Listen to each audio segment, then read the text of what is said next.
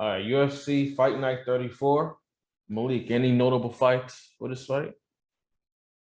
Yeah, I had four noticeable fights. I had the Kevin Lee versus the D-Rod fight, the Barboza versus Giga Chikazi, obviously. We had the Abdul versus Alessio fight, and then we had the Joe versus Mukmaj fight.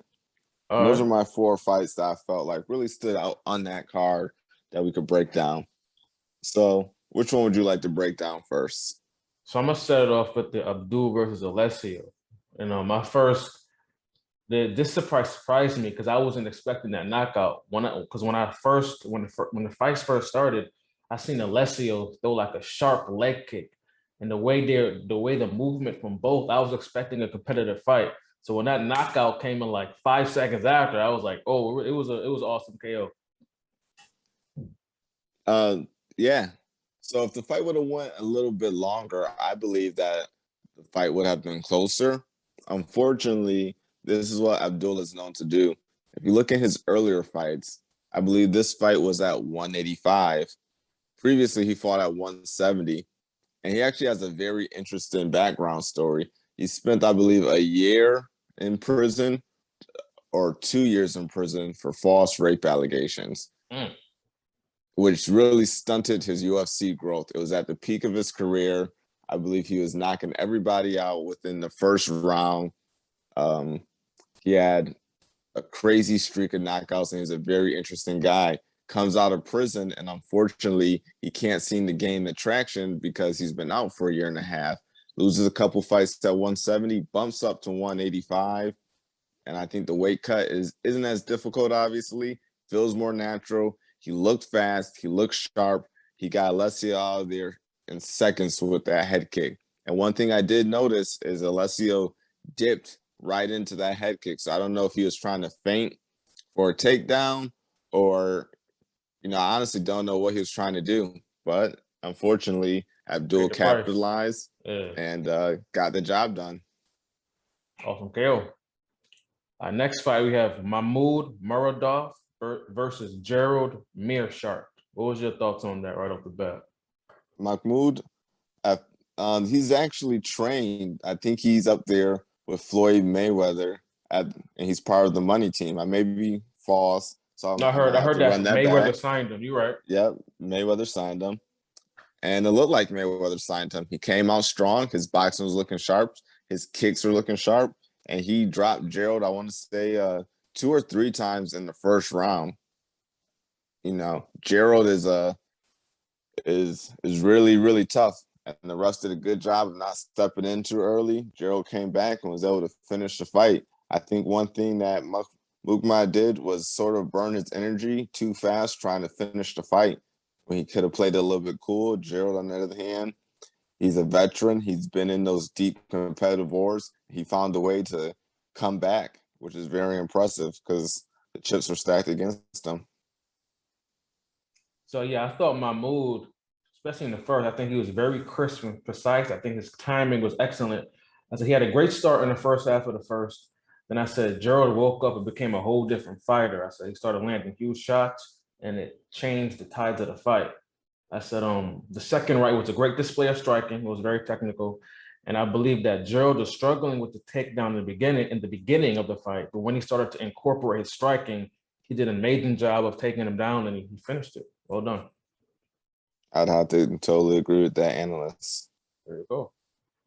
Next is Kevin Lee versus Daniel Rodriguez. I'm gonna set this off. I said it was a firefight. I said I was rooting for Kevin. And I think Kevin started with a dominant first round. Great distance control, crispy, fast jab. I said overall great stand-up and just awesome takedown with the ground control. With that first round, I saw a future champion. And I said, but here's the thing though, in that first round, I still seen Rodriguez hitting that low kick. He had like a nice crispy low kick, but I don't think he had an answer. He didn't have an answer for Kevin in the first round. I said the second round, Rodriguez adjusted and was just piecing him up. I said, Rodriguez's striking is fire, crazy, great angles, awesome timing, counters. And I think Kevin had no answer for this. I think Kevin, his style of fighting reminds me of a very young athletic fighter, but those don't really have the IQ is yet. He has the grace, amazing ability, amazing athletic ability, but there was nothing he could do. Once Rodriguez kind of figured out his game plan, Kevin was pretty much fooled. And I don't think he didn't have an answer. You know what I mean? And great fight. Great fight. What you think, bro? So, I have a lot. I actually have a lot to say about this fight. And I have a lot to say about Kevin Lee as, a fighter, as a person. As a person, obviously he's a good person, good dude, very accomplished. But when he gets into the fight mindset, he sometimes lets his mouth do too much talking. At the weigh-ins, he walks up to D-Rod, flexes on him, looks up at D-Rod and tells him that he's small. That's the type of things that may or may not push your opponent to maybe want a little bit more, maybe give him that extra bit of fire. D-Rod was a sleeper. D-Rod's a sleeper pick. Unfortunately, Kevin's original fight his original opponent got switched around. Like you said, Kevin Lee was able to really have good distance control. The grappling was good. He used the grappling at the right moments, because we're both strikers, so we don't like grappling just for the sake of grappling. A takedown in MMA is worth a lot, and I feel like he used it right at the end of the round. If you use a takedown at the end of the round, that's the last thing the refs are going to remember before they check that box with the points. Earlier in the round, they may forget. You can have a minute and a half of ground control in the beginning, and they forget it's 5 minutes. These judges and refs don't really remember. If you get it at the end of the round, just like he did, it's perfect. But unfortunately, Kevin Lee fell victim to the same thing that usually happens. Second round, third round comes around. He gasses out a little bit. His opponent seems to figure out his rhythm. He doesn't have an answer. He didn't have an answer for the low kicks. No checks, no angling off, no counters with the punches. He was getting his leg kicked out, which is definitely going to affect the way that you shoot on those takedowns, not as explosive. Also, Kevin Lee's a little bit smaller at 170, and D-Rod isn't a small guy. So you lose explosiveness on those takedowns, unfortunately, you're not going to get him. And I've seen Kevin Lee actually live. He came to Rochester. And this is something that happens in most of his fights. He ends up gassing. And I think, like you said, it's a mental thing. He doesn't seem to be able to make those small adjustments in fights. When he fought RDA in Rochester, he went up to 170. He was looking good. Then, unfortunately, same thing happened. He fought Al Quinta at 155 pounds, was doing good. Then Al Quinta figured out the game plan and started piecing him up on the feet. Didn't have an adjustment for that. He fought the champion of the lightweight division, Charles Dubrox Oliveira. Looked very good the first round. Was doing amazing. Then I believe the second or third round, he shoots in for a takedown and gets guillotined, gets put to sleep. You can't leave your neck out on a Brazilian Jiu-Jitsu black belt like that caliber. Fights Tony Ferguson for the interim championship. Looks good, He looks amazing. In the first round, he's securing a takedown. Then Tony Ferguson taps him out. So I don't believe that it's the physical thing for Kevin Lee. I believe it's more mental. And I believe after his coach died, his original coach, he hasn't been able to beat that mental barrier, unfortunately, that's stopping him from being a top contender at 155 and 170. And it's interesting you bring that up, because I remember speaking to someone and they were saying that what's that fighter? What's that T Wood? What's his name? Tyron Woodley. Tyron Woodley. They said what happened was he should have seen a sports psychologist after he fought Usman. I'm like, a sports psychologist? What you mean? That's a thing. He's like, yeah, like I think Nagano received sports psychology after his fight with Stipe, and that kind of led him to overcome some type of mental barrier. So I believe it's interesting that you say that after his coach died, that it's like a mental block. But yeah, that's what I. Any thoughts on that before I continue? I actually think in this day and age that going to see a therapist is not frowned upon like it once was, and Mm. people will understand. This is your job and your career. So if you have to pay a specialist to get your mind right, to be able to do your career, to be able to feed you and your family, then that's completely understandable. And the fight game is, it's more than just physical, it's mental. So why not train your mind just like you train your body? Unfortunately, Kevin Lee is now against the ropes because he's on a losing streak. Granted, he's facing very tough guys. Being on a losing streak is never good, and you don't want to put your back against the wall. So maybe he should see that sports psychologist. I think a lot of athletes should see the sports psychologist. I agree. I agree. Well, now we go on to Giga versus Barbosa. Now, I'm fairly new to MMA, so I wasn't familiar with Barbosa. Giga I know from when he used to fight in Glory. So this is my first really visual, representation of Barbosa. So anyway, I actually didn't write any notes for this fight. I was too busy watching it. This was a crazy display of striking. Amazing, amazing kicks, amazing just situational awareness on the stand-up. Giga is fast as hell, man. Crazy jab, crazy combos, aggressive. Barbosa, I felt that like in regards to the first round, Giga was just on him like a piranha on a bloody carcass. The thing is, I don't think Barbosa quite could figure him out. I don't think he quite could time him correctly. I think he was pretty much waiting. Maybe something would appear in the later rounds, but maybe saw what happened. That's all I have for. What you got? So Barboza being one of my top 5 favorite fighters, I know his strengths, I know his weaknesses. The first round, Giga came out very strong. Even though Barboza took the middle of the octagon, Giga was moving around the sides of the cage very well. The fight was close in the first round, but I still gave it to Giga. He was landing the better, more crisp punches. In the second round, I believe Barboza won the second round because Giga started to fade. And I'm gonna bring up a small topic that we miss. There's fights within fights. And what I mean by that, there's small battles that you have to win in a fight that dictate the momentum.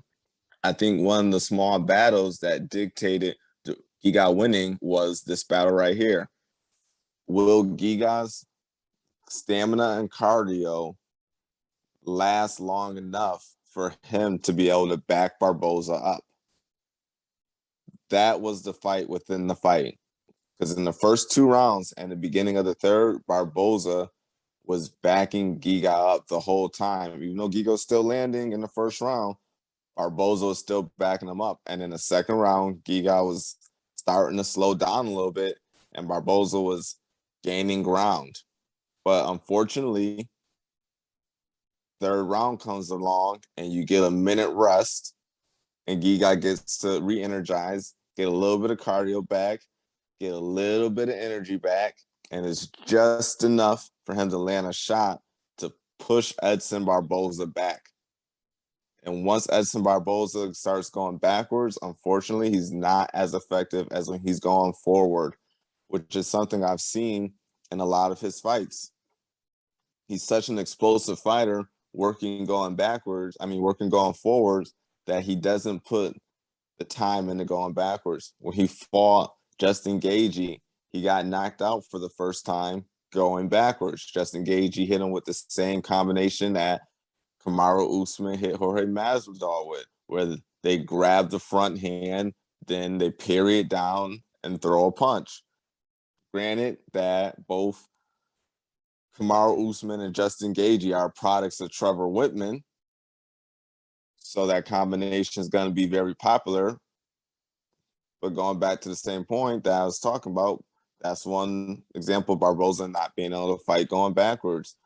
When he fought Tony Ferguson is a non-stop forward moving machine.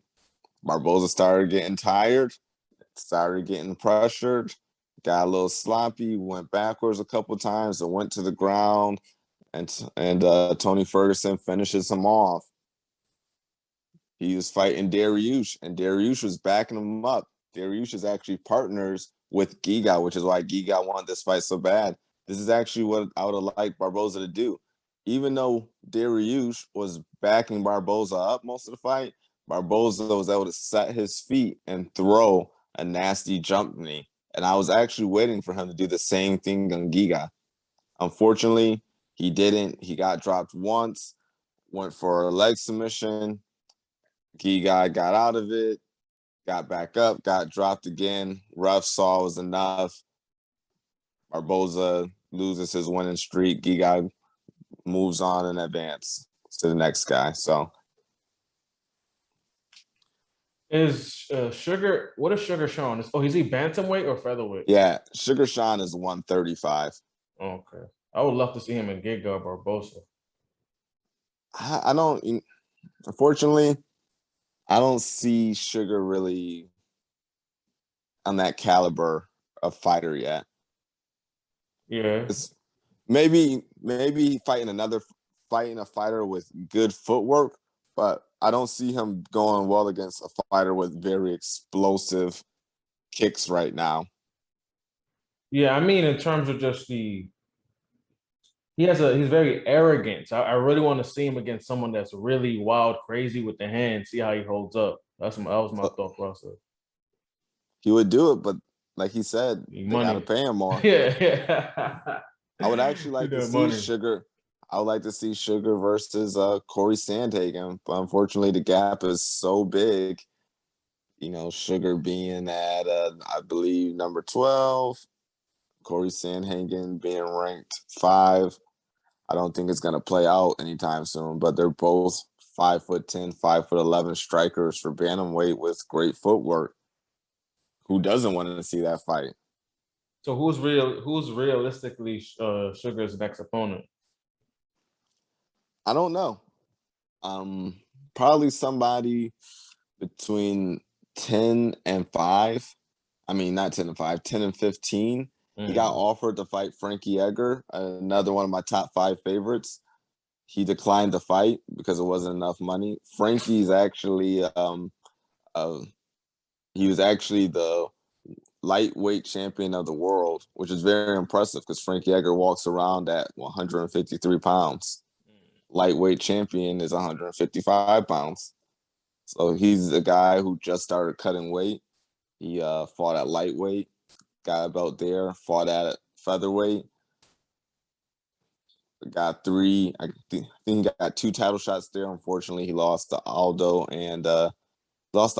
twice, and he lost to Max Holloway. So that's 3 title shots there at 145. Then he just dropped down to bantamweight. But unfortunately, Sugar didn't want that fight. So maybe someone, like I said, ranked 10 to 15, who he could show his whole skill set against. Well, all right. And that's a UFC Fight Night 34. 34, 35.